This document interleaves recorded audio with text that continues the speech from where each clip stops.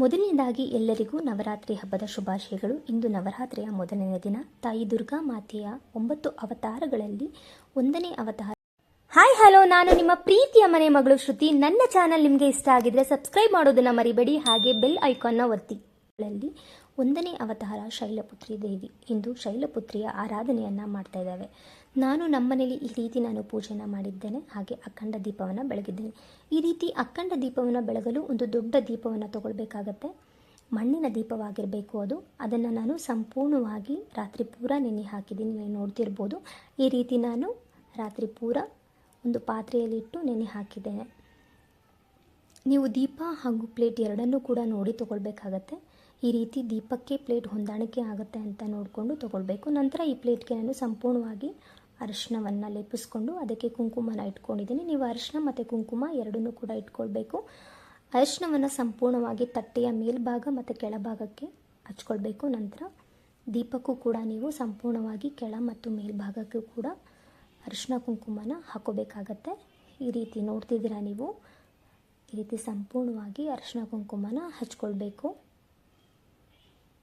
ಸಂಪೂರ್ಣವಾಗಿ ದೀಪಕ್ಕೂ ಕೂಡ ಅರಿಶಿಣವನ್ನು ಲೇಪಿಸ್ಕೋಬೇಕು. ಒಳಭಾಗಕ್ಕೂ ಮತ್ತು ಹೊರಭಾಗಕ್ಕೂ ಕೂಡ ಈ ರೀತಿ ಅರಿಶಿಣವನ್ನು ಲೇಪಿಸ್ಕೊಂಡ್ಮೇಲೆ ನಂತರ ಮಧ್ಯಭಾಗಕ್ಕೆ ಕುಂಕುಮನ ಇಟ್ಟು ಆ ಕಡೆ ಈ ಕಡೆ ಅರಿಶಿಣವನ್ನು ಇಟ್ಟು ದೀಪದ ಮೇಲ್ಭಾಗಕ್ಕೆ ಅರಿಶಿಣ ಕುಂಕುಮನ ಹಾಕ್ಕೊಳ್ತಾ ಇದ್ದೇನೆ. ನಿಮಗೆ ಯಾವ ರೀತಿ ಬೇಕೋ ಆ ರೀತಿ ಹಚ್ಕೊಳ್ಬೋದು, ಹೀಗೆ ಮಾಡಬೇಕು ಅಂತ ಏನಿಲ್ಲ.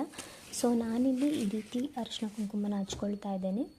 ಸಂಪೂರ್ಣವಾಗಿ ದೀಪಕ್ಕೆ ಅರಿಶಿಣ ಕುಂಕುಮನ ಹಚ್ಚೋದ್ರಿಂದ ಲಕ್ಷ್ಮಿ ನೆಲೆಸ್ತಾಳೆ ಅನ್ನೋದು ಒಂದು ನಂಬಿಕೆ. ಈ ರೀತಿ ನಾನು ಅರಿಶಿಣ ಕುಂಕುಮನ ಹಾಕ್ಕೊಂಡಿದ್ದೀನಿ.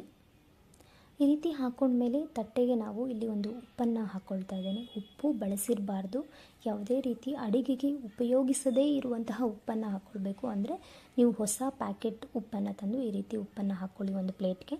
ಮತ್ತು ಅದಕ್ಕೆ ಒಂದು ನಾಣ್ಯನ ಹಾಕ್ಕೊಳ್ಳಿ. ಈ ರೀತಿ ನಾಣ್ಯನ ಹಾಕ್ಕೊಳ್ಳೋದ್ರಿಂದ ಲಕ್ಷ್ಮಿ ನೆಲೆಸ್ತಾಳೆ ಅನ್ನೋದು ನಂಬಿಕೆ. ಈ ರೀತಿ ಉಪ್ಪಿನ ದೀಪವನ್ನು ಹಚ್ಚೋದ್ರಿಂದ ಮನೆಗೆ ನೆಮ್ಮದಿ ಆಗುತ್ತೆ. ಯಾವುದೇ ರೀತಿಯ ನೆಗೆಟಿವ್ ವೈಬ್ಸ್ ಏನಾದರೂ ಇದೆ ಅದು ಹೋಗಿ ಪಾಸಿಟಿವ್ ವೈಬ್ಸ್ ಬರುತ್ತೆ ಅನ್ನೋದು ನನ್ನ ನಂಬಿಕೆ. ನಾನು ಆಲ್ರೆಡಿ ಒಂದು 3-4 ವರ್ಷದಿಂದ ಈ ರೀತಿ ದೀಪವನ್ನು ಹಚ್ತಾ ಇದ್ದೇನೆ. ನಂತರ ಇಲ್ಲಿ ನಾನು ಪೂಜೆಗೆಲ್ಲ ತಯಾರಿ ಮಾಡಿಕೊಂಡು ರಂಗೋಲಿ ಬಿಡೋದು ಮರೆತು ಬಿಟ್ಟಿದ್ದೆ. ಹಾಗಾಗಿ ಹೊಸಲಿಗೆ ರಂಗೋಲಿ ಹಾಕ್ಕೊಂಡು ಒಂದು ಪುಟ್ಟು ರಂಗೋಲಿಯನ್ನು ಹಾಕ್ಕೊಂಡಿದ್ದೀನಿ. ನೀವು ನೋಡ್ತಿರ್ಬೋದು, ಈ ರೀತಿ ರಂಗೋಲಿಯನ್ನು ಹಾಕ್ಕೊಂಡು ಪೂಜೆಯನ್ನು ಮಾಡ್ತಾ ಇದ್ದೇನೆ ನಾನು.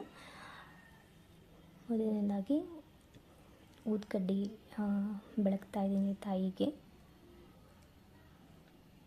ಸರಿಯಾಗಿ ಇವತ್ತಿನ ಪೂಜಾ ಮುಹೂರ್ತ ಬಂದು 6:30ಯಿಂದ 7:00ವರೆಗೂ ತಾಯಿಗೆ ಪೂಜೆ ಮಾಡುವಂತಹ ಸೂಕ್ತ ಸಮಯ ಆಗಿತ್ತು. ಆ ಟೈಮ್ನ ನೋಡಿಕೊಂಡು ನಾನು ಪೂಜೆಯನ್ನು ಮಾಡ್ತಾ ಇದ್ದೇನೆ. ಇಂದು ಶೈಲಪುತ್ರಿಗೆ ನಾನು ಪೂಜೆಯನ್ನು ಮಾಡ್ತಾ ಇದ್ದೇನೆ. ತಾಯಿ ಶೈಲಪುತ್ರಿಯು ಹಸುವಿನ ಮೇಲೆ ಕುಳಿತು ಸವಾರಿಯನ್ನು ಮಾಡ್ತಾಳೆ. ಆದ್ದರಿಂದ ಇವತ್ತು ಹಸುವಿನ ಹಾಲಿನಿಂದ ಮಾಡಿದಂತಹ ವಸ್ತುಗಳಲ್ಲಿ ಮಾತ್ರ ನೈವೇದ್ಯನ ತಾಯಿಗೆ ಇಡಬೇಕಾಗತ್ತೆ. ನೀವು ಪಂಚಾಮೃತನ ಹೊರತುಪಡಿಸಿ ತಾಯಿಗೆ ಹಾಲಿನಲ್ಲಿ ಮಾಡಿದಂತಹ ಖೀರ್ ಅಥವಾ ಬರ್ಫಿ ಈ ಥರದ್ದು ಯಾವುದೇ ರೀತಿಯ ಹಾಲಿನಲ್ಲಿ ತಯಾರಿಸಿರುವಂತಹ ನೈವೇದ್ಯಗಳನ್ನ ಇಡ್ಬೋದು. ನಾನಿಲ್ಲಿ ತಾಯಿಗೆ ಹಾಲಿನಲ್ಲಿ ಮಾಡಿದಂತಹ ಖೀರ್ನ ಪ್ರಸಾದವಾಗಿ ಇಟ್ಟಿದ್ದೇನೆ. ಇನ್ನು ನವರಾತ್ರಿಯ ಕತೆ. ಮಾ ಶೈಲಪುತ್ರಿಯು ನವರಾತ್ರಿಯ 9 ದಿನಗಳ ಅವಧಿಯ ಹಿಂದೂ ಉತ್ಸವದ ಮೊದಲ ದಿನದಂದು ಪೂಜಿಸಲ್ಪಡುವ ದೇವತೆಯಾಗಿದೆ. ಶೈಲಪುತ್ರಿ ಎಂದರೆ ಮಲೆನಾಡಿನ ಮಗಳು. ಅವಳು ಶೈಲಪುತ್ರಿಯಾಗಿ ಹುಟ್ಟುವ ಮೊದಲು ಅವಳು ಸತಿಯಾಗಿ ಜನಿಸಿದಳು. ಬ್ರಹ್ಮದೇವನ ಪುತ್ರರಲ್ಲಿ ಒಬ್ಬನಾದ ದಕ್ಷ ಪ್ರಜಾಪತಿಯ ಮಗಳು.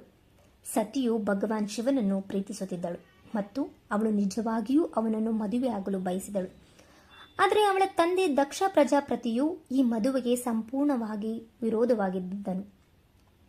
ಅವನ ಪ್ರಕಾರ ಶಿವನು ಕೊಳಕು ಹಾಗೂ ತಪಸ್ವಿಯಾಗಿದ್ದನು. ಪ್ರಜಾಪತಿಗೆ ಸತಿಯನ್ನು ಕೊಟ್ಟು ಶಿವನಿಗೆ ವಿವಾಹ ಮಾಡಲು ಸಂಪೂರ್ಣವಾಗಿ ಇಷ್ಟ ಇರಲಿಲ್ಲ. ಈ ಎಲ್ಲದರ ನಡುವೆ ಸತಿಯು ಶಿವನನ್ನು ವಿವಾಹವಾಗ್ತಾಳೆ.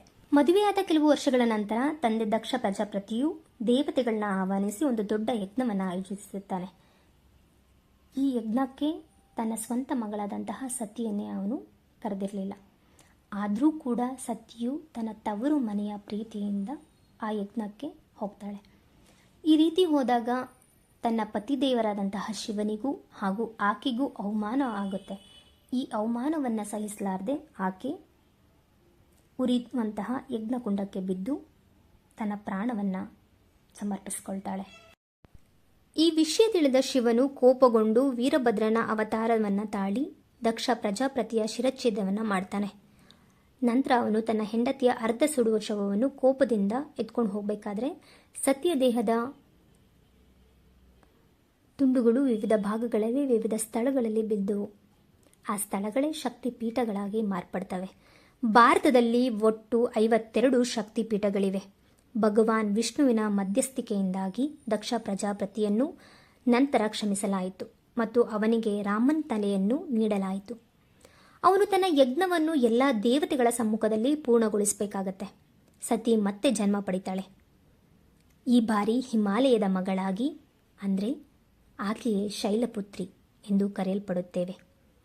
ಹಿಮಾಲಯದ ಮಗಳು ಅಂದೇ ಅವತಾರದಲ್ಲಿ ಆಕೆಯನ್ನು ಪಾರ್ವತಿ ಮತ್ತು ಹೇಮಾವತಿ ಎಂಬ 2 ಹೆಸರುಗಳಿಂದ ಕರೆಯುತ್ತೇವೆ.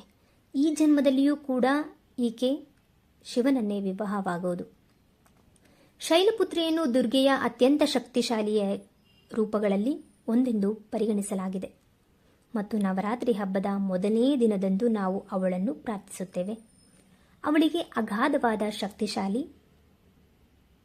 ಹಾಗೂ ನಂದಿ ಎಂಬ ಗೂಳಿಯ ಮೇಲೆ ಸವಾರಿ ಮಾಡುವಂತಹ ತ್ರಿಶೂಲ ಮತ್ತು ಕಮಲವನ್ನು ಹೊಂದಿರುವಂತಹ ಶೈಲಪುತ್ರಿಯಾಗಿದ್ದಾರೆ. ಈಕೆ ಅನೇಕ ವೈಭವಗಳಿಗೆ ಹೆಸರುವಾಸಿ. ಈ ರೀತಿಯಾಗಿ ಶೈಲಪುತ್ರಿಯ ಕತೆ. ಈ ಕಥೆಯಲ್ಲಿ ಏನಾದರೂ ಲೋಪದೋಷಗಳಿದ್ದರೆ ದಯವಿಟ್ಟು ಕ್ಷಮೆ ಇರಲಿ. ನನಗೆ ಗೊತ್ತಿರುವಷ್ಟು ಮಾಹಿತಿಯನ್ನು ನಾನು ನಿನಗೆ ನೀಡಿದ್ದೀನಿ. ಈ ಕಥೆಯ ನಂತರ ನಾನಿಲ್ಲಿ ದುರ್ಗಾ ಮಾತೆಗೆ